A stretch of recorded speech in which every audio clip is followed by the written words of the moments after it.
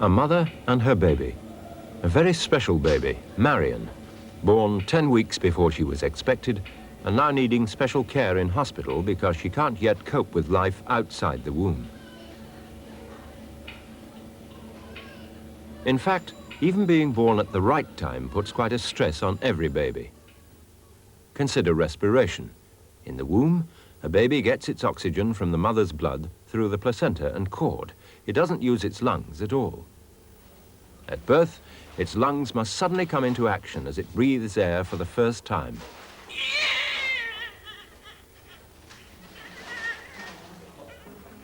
Inside her mother's womb, Jenny here stayed safe and warm. Now she's outside, completely dependent on others to provide the warmth she needs. Again, inside the womb, a baby gets its food from the mother's blood via the placenta and umbilical cord. Outside, it must learn to suck and swallow in order to satisfy its hunger. Inside its liquid-filled sac in the womb, the baby was protected from many of the hazards it must face after birth. For some babies, this change is especially difficult. Here's a pediatrician, a baby specialist. Most newborn babies are entirely normal and can be looked after by their mother from soon after birth. But occasionally problems do arise.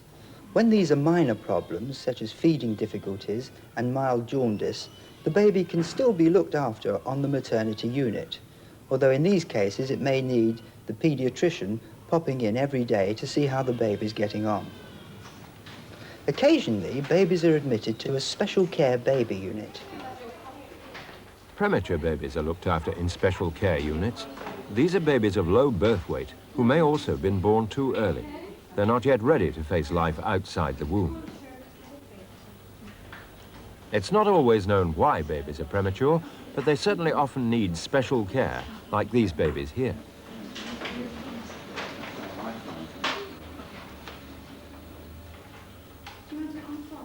The pediatrician's talking to Marion's mother. Marion was premature, but she's doing well. How's she doing? Well, she's doing very well indeed. You see, although she was born prematurely, she hasn't suffered from any major illness at all.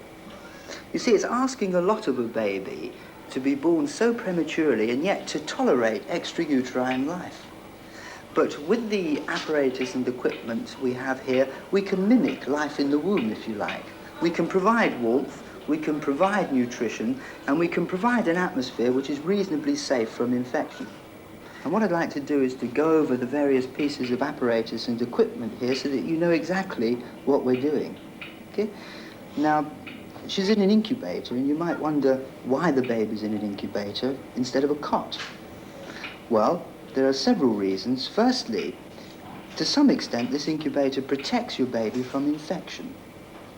Another reason is that the incubator is supplying warmth to the baby. Now, let me show you this plastic hood. This is a way of preventing heat loss in the baby. We have two layers, one there and one there, right? Yeah. And this prevents abnormal heat loss from the baby. It's a double shell, that's all that is. Now, what about feeding? The baby is being fed milk via a drip. This is the milk in the tube, and the milk is going in to a tube situated in the baby's nose, which eventually makes its way down to the stomach. It's not painful to have the tube in, although when the tube is being passed, as you may have seen this, the baby might sneeze from time to time. You've seen that, have you? Yes. That's fine. Now, you notice that the baby's on a white mattress, yes? Yeah. The mattress is connected by wire to a monitoring device, and every time the baby breathes, the mattress moves. And you can hear a clicking noise here each time the baby breathes. If the baby were to stop breathing, this would alarm, and we could immediately come in and attend to your baby. Right? Now, we're also monitoring the baby's temperature. This wire is attached to a probe which is fixed onto the baby's skin. And here, we can get a direct reading of your baby's temperature. The baby's temperature now is a little over 37 degrees, which is really quite normal. That's good, isn't it? Now, one or two of the larger maternity hospitals in each region, usually the teaching hospitals, have an intensive care baby unit. This is really quite similar to intensive care units for grown-ups. It's specially reserved for those very ill babies who require constant monitoring and minute-to-minute attention. Babies with very low birth weights are kept in intensive care, as are babies with serious illnesses.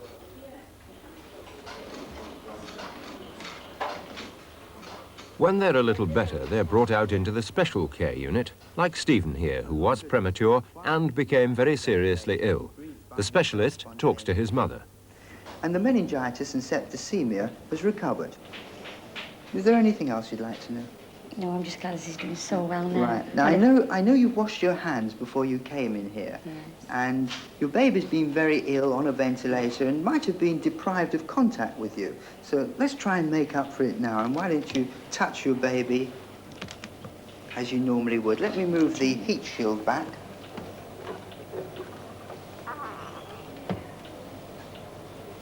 There we are.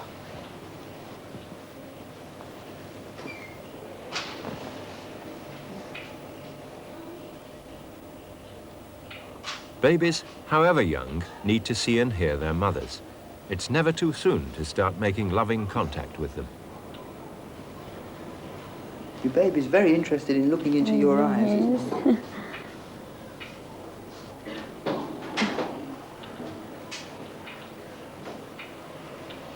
Oh, he's nervous now, isn't he? Oh, boy, come on. Wide awake. Yes, he's wide awake and he's looking at you. Yes. Yes, of course. Come on. Come on, Stephen.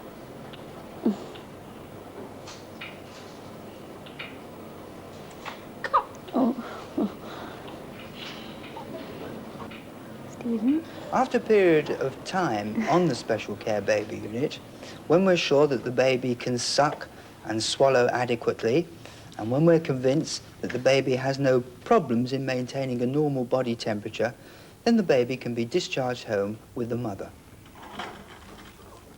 Sometimes the baby's first transferred to the ordinary ward before he goes home with his mother. This baby was premature. Now they're just checking to see that all is well before he goes home. In fact, all babies are carefully examined before they leave hospital. Like this.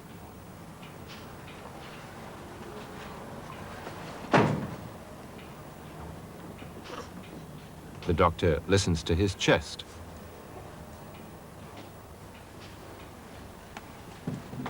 He makes sure there are no abnormalities of the spine.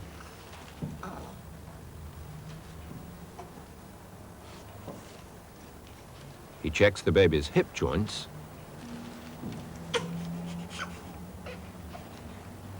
And the bones of the skull, which is still soft at the center, the fontanelle, where the bones haven't yet knitted completely. He tests certain reflexes the baby should show.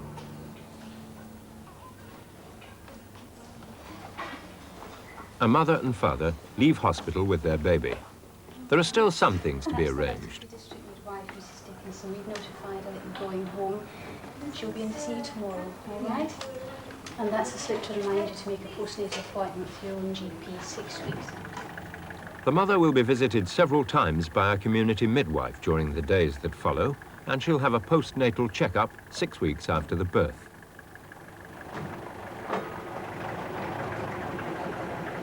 The baby will grow and develop. As the weeks and months go by, certain changes will occur, certain milestones will be reached. To see what some of these are, let's look at 4 babies at different stages in their development. We'll start with Adam, who's just 4 days old. If I gently pull Adam to the sitting position, his head lags behind almost completely.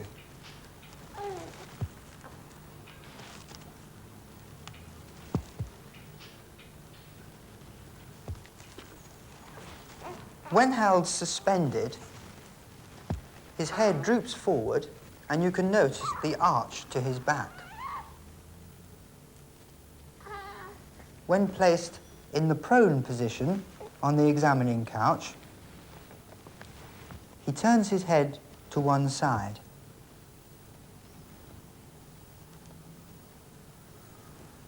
In the resting position, his shoulders are only just lifted off the couch, and the rest of his trunk is in close contact with the couch. The newborn baby's hands are largely flexed. Intermittently, they do open. One interesting feature is the grasp reflex. If an object is placed into the palm of his hands, he immediately grips it.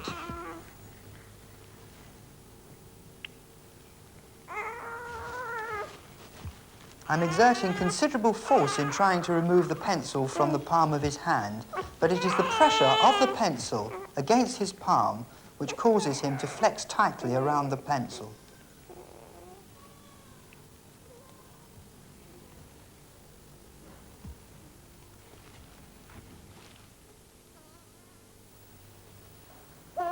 This is Marion, and she's 3 months old.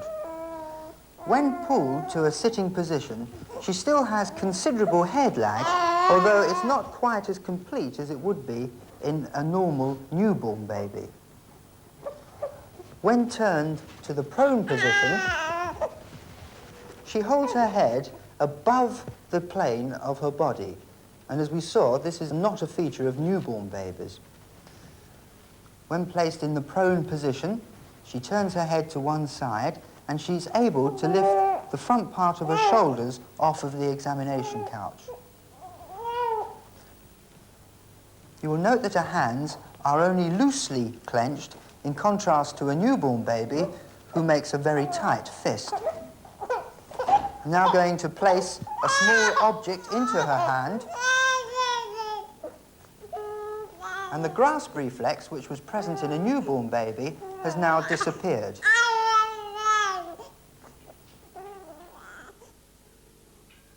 This is Andrew, and he's 8.5 months old.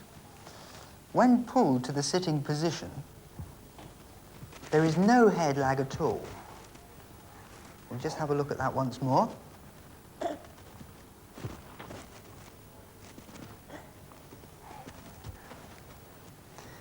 And his head control is very good. If I shake his trunk, his head is firmly controlled. When held suspended, his head is held well up above the plane of the body, and he can look around and the head is steady. When prone on the couch, not only are his shoulders lifted up, but the whole front of the chest is lifted, and he supports himself on his hands.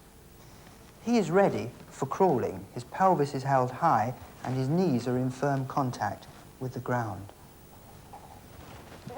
And now let's see if we can get him interested in the small brick. Andrew.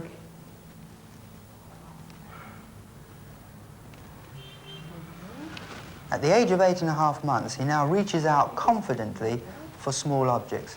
Andrew, are you going to do that again? Look. There. Thank you.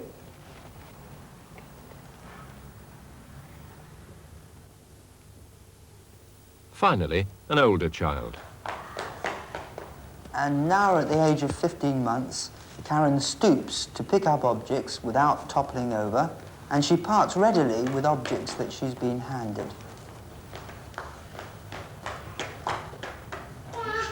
She's able to pick up very small objects between her finger and thumb.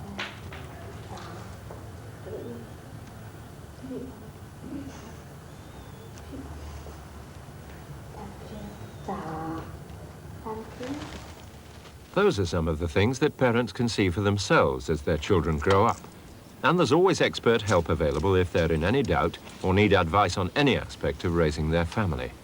Health visitors call regularly at homes with young babies.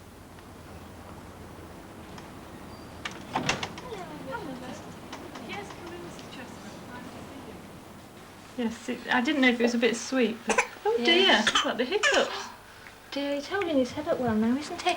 Yes, he's quite strong, I think, in his neck. The baby's progress can be discussed. Well, I came to the clinic about a month and a half ago. It was when he was 3 months old. Yes, I saw your husband last week. There can be problems about work after a new baby's arrived, and the health visitor helps with these. Now how are you coping being back at work now? Well, I went back to work when he was 3 months old. Yes. And I took maternity leave, as you know. Yes, you got all your allowance and your grant. Yes, I got my allowance and my grant. I think if you think of the time that you divide between yourselves and the baby, and consider your time together. The three of us aren't spending enough time. On this visit, the father's there too. It's very difficult, especially my working weekends. Yeah. And in a few weeks' time, we are going to try changing my off duties so that I'll be working nights in the week to see how that works out, whether or not we can get more time together at weekends. You've got to think ahead. The health visitor service is there for all parents to make use of. Yes, yes. And there's the local health clinic as well. All babies should be taken to the clinic.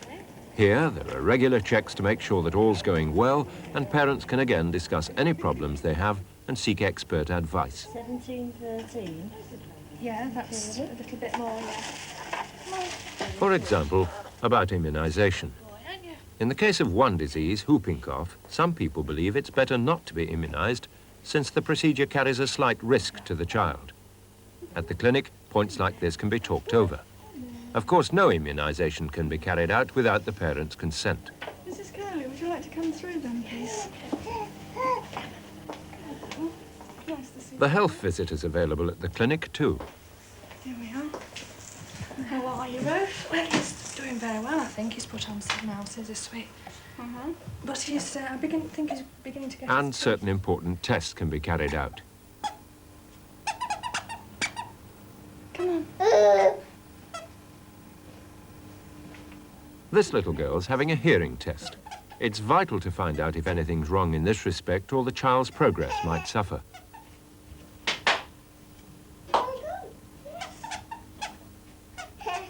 There's no problem in this case.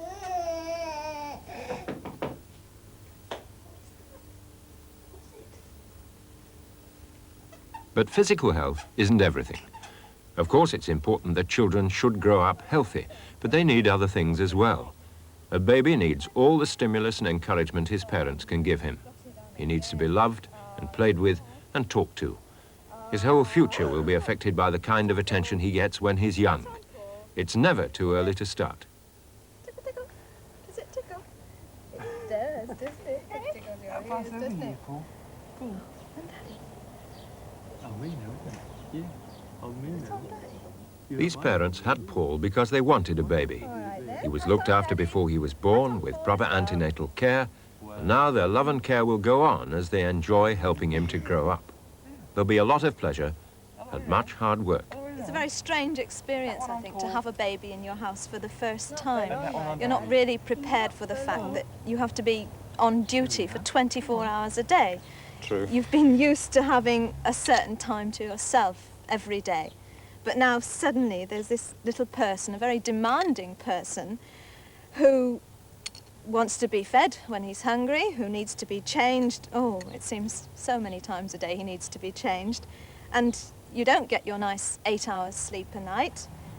I certainly found it very difficult at first to cope with Paul, I think, just because I wasn't used to having to consider someone else 24 hours a day. Do you see? The top comes off. It does, doesn't it? Should we do a swap? You give this to Mummy. Thank you. Good boy. Oh.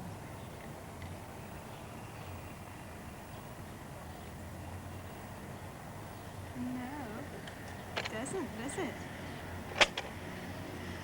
That doesn't rattle.